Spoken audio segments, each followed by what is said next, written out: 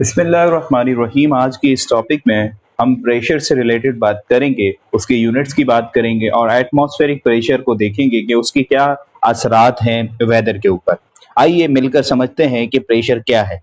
Pressure basically जब भी आपने प्लेनेट पे देखा होगा तो डिफरेंट किस्म का मिक्सचर ऑफ गैसेस जो है अर्थ के ऊपर दबाव बना रहे होते हैं और इसी की वजह से जो है एटमॉस्फेरिक प्रेशर कहा जाता है इसको।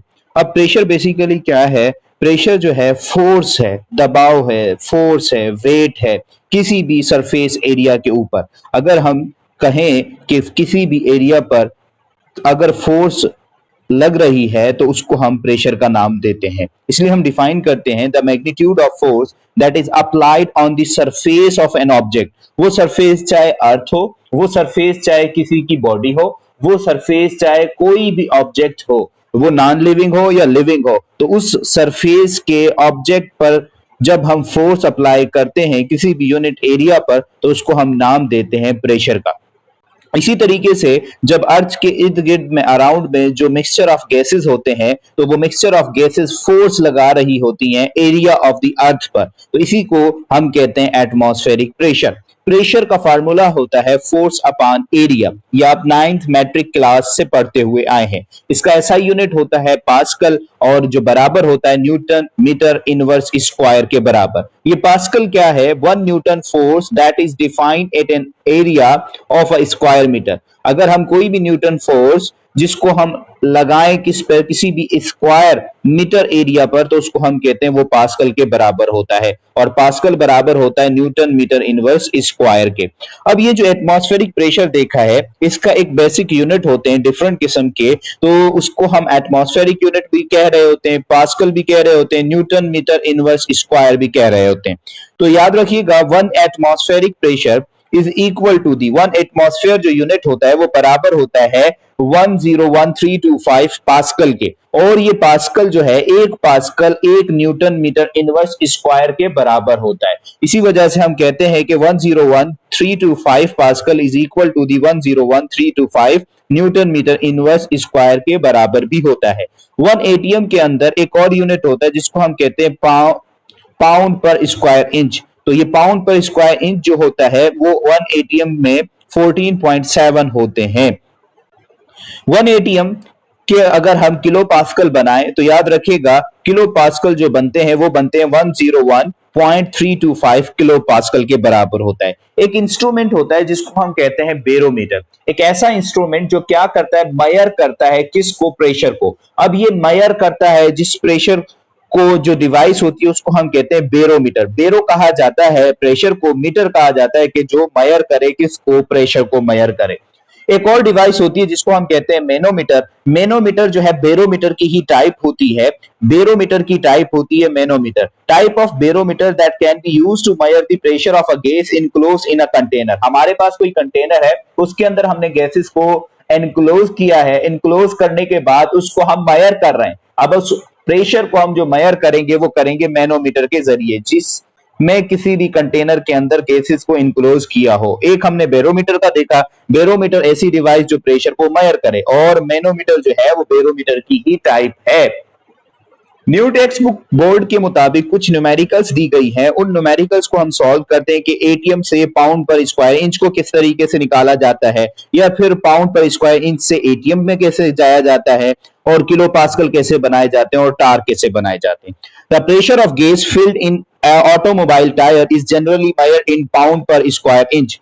याद रखिएगा जो हम टायर के अंदर हवा को फिल करते हैं वो पाउंड पर स्क्वायर इंच में हम मेजर करते हैं। अब एक टायर के अंदर फॉर सपोज हमने हवा फिल की है 32.8 पाउंड पर स्क्वायर इंच। अब आप बताएं कि इसके अंदर एटीएम कितने होंगे, किलो पास्कल कितने होंगे, टार कितने होंगे। सबसे पहले हम करने जा रहे हैं पाउंड पर स्क्वायर इंच को कन्वर्ट करने जा रहे हैं एटीएम के अंदर। देखिएगा 14.7 पाउंड पर स्क्वायर इंच जो होता है उसके अंदर एक एटीएम होते हैं।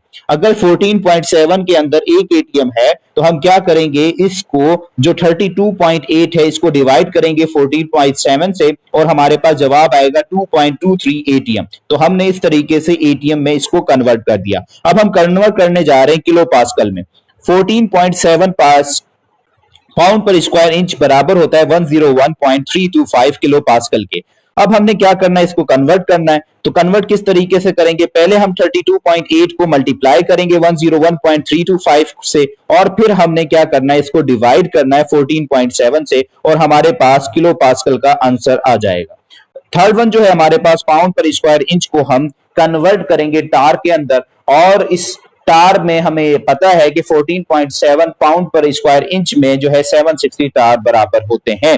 तो 760 को पहले मल्टीप्लाई कर लेंगे 32.8 से, फिर उसको डिवाइड कर लेंगे 14.7 से, और हमारे पास जवाब आ जाएगा 1695 टार। तो इस तरीके से हम क्या करते हैं कि इनकी कन्वर्जन कर लेते हैं इस तरीके से।